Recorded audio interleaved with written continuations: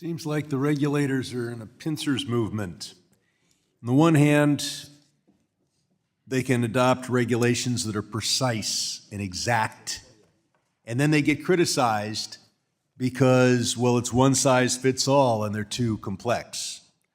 Or they can have regulations that have give in them, and then judgments have to be made by individual examiners, and then we're going to have a rigid appeals process by which we then second guess the judgments.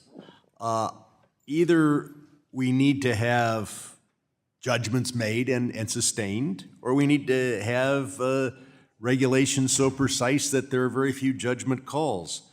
The majority has focused on Operation Choke Point, and I very much agree with them. I took a lot of heat from strong liberals who dreamed of a day when gun sellers and payday lenders couldn't get bank accounts. Today, they can have nightmares about whether Planned Parenthood or Act Blue will get a bank account. Fact is, everybody on both sides of the political aisle should be able to get basic banking services, except as we deal with reputational risk, we should retain the issues of reputational risk for Iran and for foreign terrorist organizations. When regulation is too tough, then loans aren't made and economic activity suffers.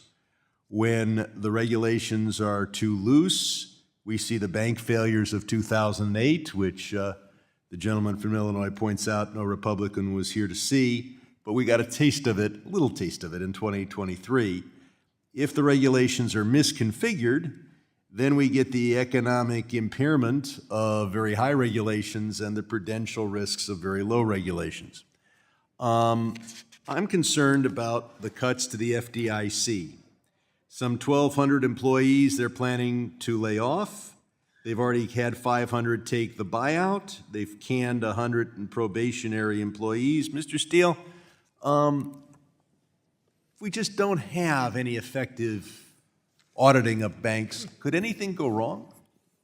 Thank you, Congressman. It's a great question. And going back to Congressman Huizenga's points about some of the issues that had been at the FDIC, the problem that the FDIC had, particularly going into the spring of 2023, wasn't that it had too much staff. It was that it did not have enough staff in the banks, examining them, catching some of the risks. They had too much attrition.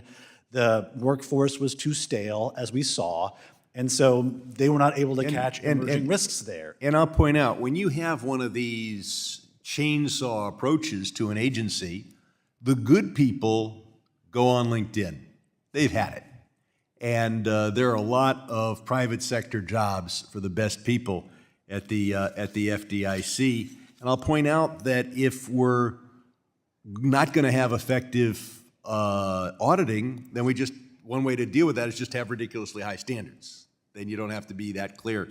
But I've got a question here about the GSIBs who face a surcharge that was put in place 10 years ago as a result of the crisis. The amount of the surcharge is determined by a formula that includes the bank's size, complexity, et cetera.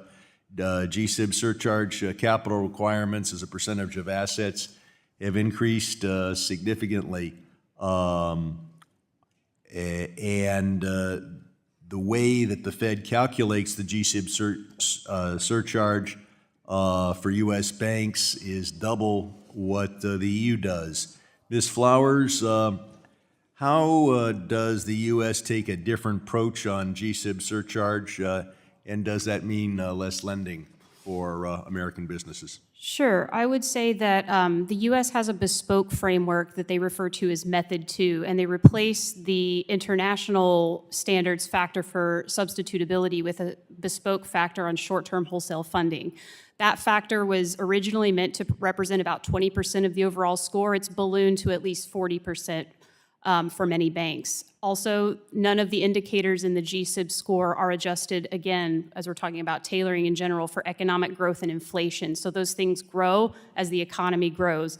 The Fed promised in 2015 in its final rule to revisit that periodically to make those types of adjustments, but has yet to do so. So certainly when the banks are holding more and more and more capital just because the economy is expanding, that's going to restrict lending.